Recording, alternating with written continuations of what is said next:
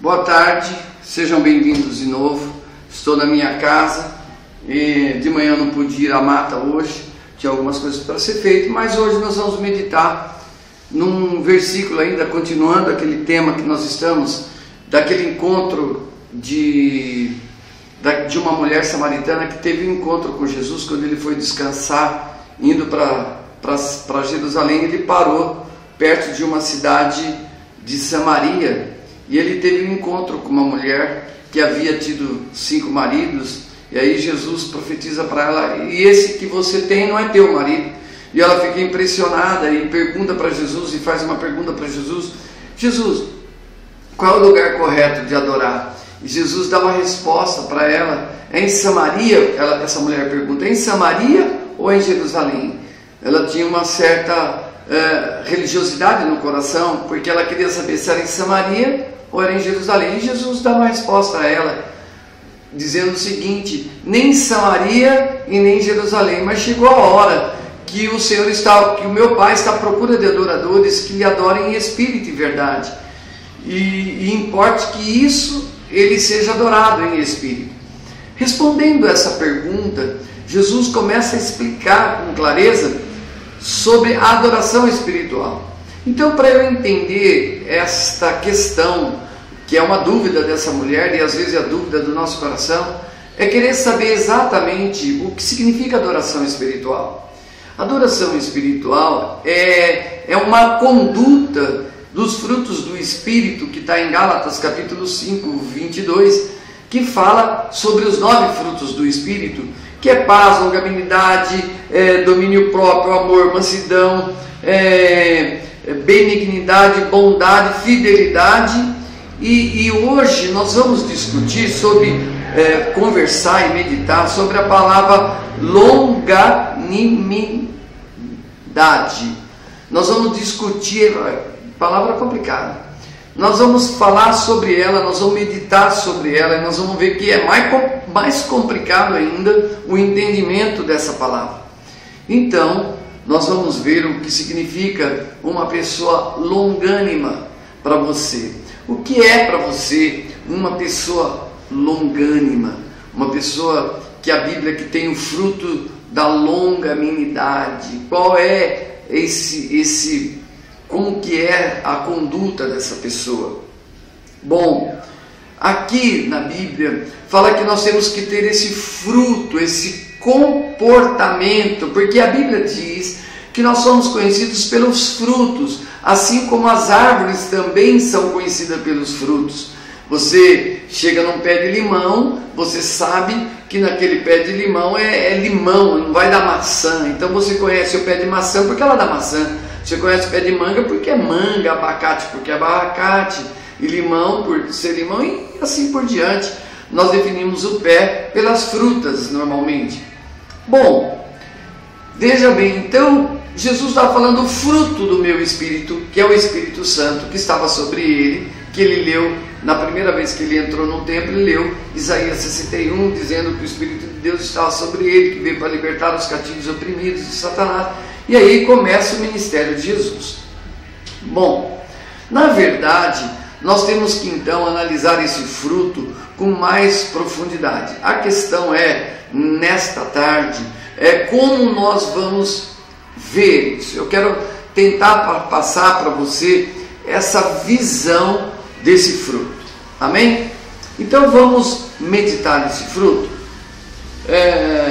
Se você não orou, você deve orar. Eu sempre oro antes de entrarmos numa meditação, para que a gente não seja roubado por Satanás, para que ele não roube a nossa mente ou não traga confusão na hora de discernir. Então, fazer uma oração curta, para que Deus venha abençoar a nossa meditação nessa tarde.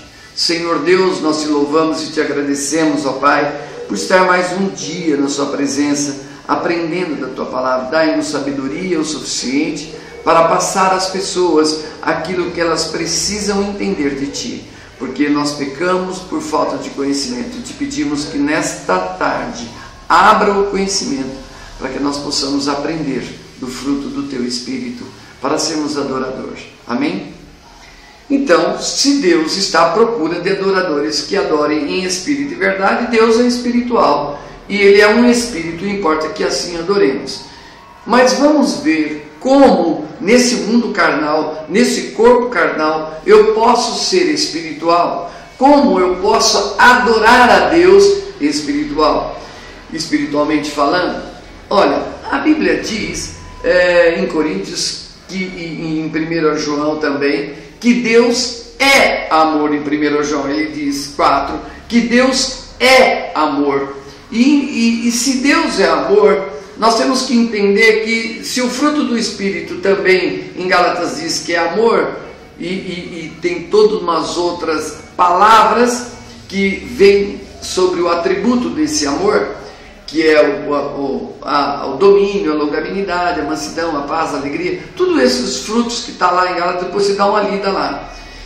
Eu preparei então hoje essa longanimidade que nós vamos ler e meditar. Olha só, eu escrevi aqui num papel até o significado mais profundo dessa palavra. Ela diz assim: a longanimidade é uma pessoa que tem resignação. Resignação é submissão ao sofrimento da vida, se submeter ao sofrimento da vida. Estranho. O Espírito de Deus que está em nós, e o homem espiritual, ele é tão poderoso, ele é tão forte dentro de si, que ele se submete ao sofrimento da vida. A longanimidade é uma pessoa longânima ao sofrimento. Ela não perde, ela é firme, ela é firme no seu ânimo, ela tem firmeza no ânimo de viver. Porque Satanás, quando nós não temos o entendimento de que vale a pena sofrer para que nós possamos nascer em espírito, vale a pena sofrer pelo Evangelho do Senhor Jesus. Não estou dizendo que você nasceu para sofrer, muito pelo contrário, você nasceu para ser livre, você pode estar acima do sofrimento. Essas meditações é um fruto do Espírito que traz sobre mim e você o ato de longânimo ao sofrimento, que você consegue suportar o sofrimento. Mas, para sermos mais claros, para sermos mais nítidos naquilo que nós estamos falando nessa tarde, nós temos que ter um modelo dessa pessoa que foi longânima. Qual a pessoa que suportou o sofrimento da vida? E por que ele suportou o sofrimento da vida? Que vai fazer toda a diferença.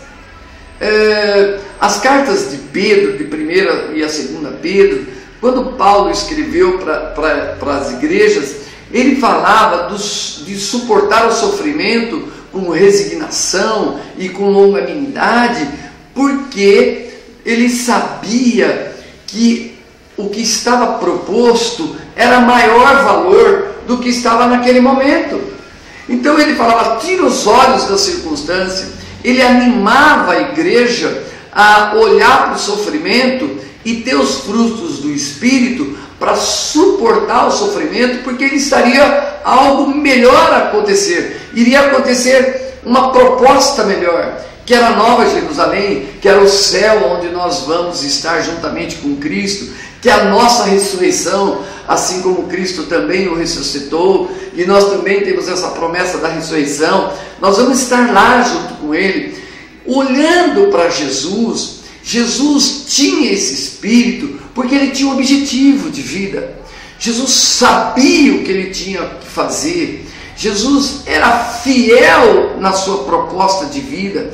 Jesus, ele sabia do começo até o fim que o único objetivo dele era fazer a vontade do Pai, salvando todas as criaturas e transformando a criatura, a natureza humana, em homens espirituais, transformando homens carnais que viviam segundo a sua concupiscência, a sua ganância, a sua inveja, despojando-vos de toda a malícia, dolo, que fala em 1 Pedro capítulo 2, despojando-vos de toda malícia, dor, inveja, ciúmes, desejai ardentemente como meninos recém-nascidos, assim como deseja o leite da sua mãe, desejai a palavra de Deus, para que por ela venha o crescimento. Ele deixa muito claro sobre esse desejo. O que nós estamos aprendendo hoje é sobre essa palavra. Vamos mergulhar então. Que espírito que eu tenho que ter, que fruto do espírito que eu tenho que ter, que eu possa suportar a resignação e o sofrimento da vida. É justamente a questão de que se eu não colocar um objetivo na minha vida, se eu não colocar, essa é a meditação, se eu não colocar algo a ser alcançado, eu não vou suportar o sofrimento. Entende?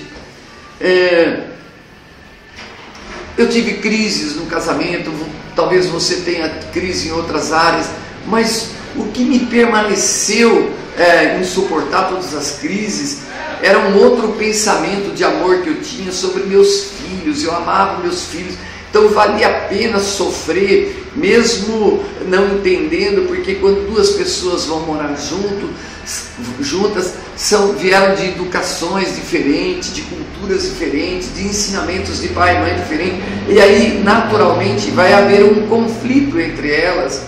E se o Espírito, os frutos do Espírito não estiver sobre nós, se Jesus não ensinar isso, nós não vamos ser tolerantes, nós não vamos ser longânimos com aquela pessoa, suportando com sofrimento a compreensão daquela pessoa sobre as nossas vidas. É assim um relacionamento humano. E o relacionamento com Deus também não é diferente. Eu suporto sofrimentos dessa vida aqui, porque eu, olhando para a cruz, eu quero que você olhe para a cruz, tem uma mensagem estampada na cruz do Calvário, que é um modelo das nossas vidas cristãs, que nós estamos olhando para ele, vendo que Jesus sofreu e padeceu na cruz do Calvário, porque ele estava proposto um gozo, que era sentar à destra do Pai. Estava uma alegria proposta ao coração dele. Ele sabia que ele ia sentar lá, então ele sabia que ele podia ser longânimo ao sofrimento da vida. E as perseguições que Jesus teve. Ele foi perseguido, ele foi injustiçado, ele foi massacrado no seu entendimento. Os homens repudiaram ele, porque na verdade ele era a luz do mundo. Ele veio trazer esse espírito da mansidão, do domínio próprio e da longanimidade. Ele veio trazer esse espírito para mim e para você, e de repente os homens não entenderam essa mensagem que hoje eu estou pregando para você, sobre o sofrimento. Jesus podia sofrer? Sim, porque ele sabia. Paulo escreve também: o viver é Cristo e o morrer é lucro. Ele fala do lucro, que a morte é o lucro, mas o viver é o sofrimento. Que Cristo, a vida de Jesus, se você for ver, foi um sofrimento, do começo ao fim. Ele sofreu do começo ao fim. Ele teve que se esconder de Nero, que perseguiu para matar. Então iam matá-lo, aí ele teve que esconder. Morreu várias crianças na época, porque havia nascido um rei, e eles tinham medo desse rei. Mas Jesus estava pregando a paz, estava pregando esse fruto do Espírito, e os homens não tinham esse fruto, e isso incomodava demais os homens, por não terem esse fruto. Olha bem, Jesus suportando o sofrimento com resignação, ele suportou com firmeza de ânimo o sofrimento, porque ele sabia que o mundo dele não era nesse local. Ele sabia que a pátria dele não era daqui. Nós somos aqui peregrinos, estamos aqui de passagem. O nosso foco que destrói a nossa vida e a nossa paz com Deus é justamente esse mundo carnal, visível, perceptivo às nossas vidas materiais, a esse corpo material. E Jesus venceu na cruz do Calvário, destruindo todo o corpo carnal, oferecendo a Deus como sacrifício, voluntariamente. É necessário que eu e você venhamos se esvaziar desses interesses carnais, para que possamos exercer o fruto do Espírito, porque se nós não esvaziarmos, nós vamos viver nesse mundo como mesquinho, como homens egoístas, individualistas. Nós não vamos conseguir passar o fruto do Espírito para outra pessoa que necessita das nossas condutas de vida. Olhando para Jesus, quando eu olho para Jesus, eu vejo o resplendor da luz e da glória e do ensinamento nisso daqui. Viver em Cristo é viver completamente livre, mesmo diante de sofrimentos e tribulações. Nos tornamos verdadeiramente livres para até sofrer na carne. E o nosso homem interior, ele estaria se renovando a todas as manhãs, ele se renova para um novo dia. Que eu quero que você entenda, eu quero que você consiga entender que se você olhar para homens, pastores, pessoas que você considera homens de Deus, você está vulnerável à queda. Mas quando você olha para Jesus, não tem para ninguém, porque a partir daquele momento você começa a amar as pessoas. Quando você olha para Cristo, você aprende a amar, aprende a submeter o sofrimento, sabe, de pessoas até que não merecem. Nós somos egoístas e trazemos dentro de nós a nossa própria justiça. Deus não quer que você ande segundo a sua justiça, a justiça humana, mas Ele quer que ande segundo a justiça dele. Ele diz assim: procurai o meu reino e a minha justiça, e as outras coisas serão acrescentadas. Qual foi a justiça de Deus? Você sabe me dizer? A justiça de Deus foi perdoar quem não merecia ser perdoado. A compreensão de justiça é verdadeiramente o perdão, verdadeiramente suportar o abuso das outras pessoas. Quando nós estamos com uma meta de olhar para Jesus e submeter ao sofrimento, nós vamos parar nesse momento. Eu quero que você entenda, nesse momento você vai parar de sofrer, porque você está pronto para sofrer, porque você tem um alvo maior a ser alcançado: a tua ressurreição, a tua salvação, a tua Nova Jerusalém. Para onde é que você está indo? O que você quer de Deus? A pergunta é: o que você quer de Deus? Você quer que Deus faça as suas vontades na carne?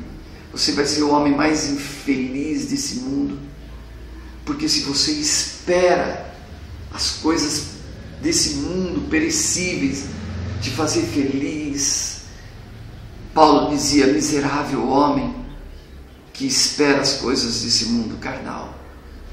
Entendeu agora? Você está sofrendo sobre miséria. Olha para dentro do seu coração. Deus é muito maior do que essas coisas que você consegue ver. Deus é um amor expresso através do sofrimento. Entenda isso. O sofrimento de Cristo me tornou um homem mais amável, mais compreensivo, mais tolerante, mais longânimo ao sofrimento. Entende agora? Eu comecei um ministério tão pequeno e o Senhor está crescendo, porque Ele está agregando pessoas que estão buscando esse amor profundo. São pessoas que não estão buscando cargos, não são pessoas que querem serem pastores, evangelistas, eles querem ter uma intimidade com Deus, eles querem ser amigos de Deus. Nesse local, nessas pregações, Eu vou levar você a ser amigo de Deus. Como Deus te vê hoje. Como Deus olha para você.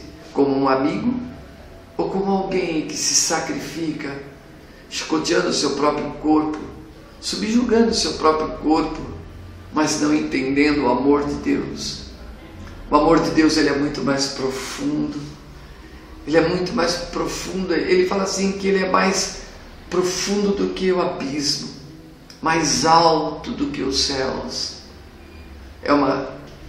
Essa compreensão que vai te salvar. Esse entendimento da longanimidade, disposto a sofrer por amor a Deus, que vai te salvar. Isso que vai te trazer a libertação. É isso que vai te trazer a paz que você está procurando. Entende? Ore, procure intimidade com Deus, porque Ele quer fazer parte da sua vida.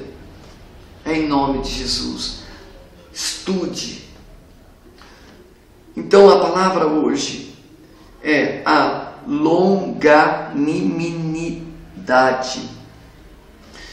Firmeza e ânimos aos sofrimentos da vida. E que Deus te abençoe em nome de Jesus. Aprenda a amar a Deus. Aprenda a amar a Deus. Se você amar a Deus, você amará o teu próximo. Se amar o teu próximo, você estará amando a Deus, e o amor de Deus estará em você, e o fruto do Espírito também. E que Deus te abençoe. São poucas as palavras. Nós estamos já terminando. Falta mais 3 palavras aqui.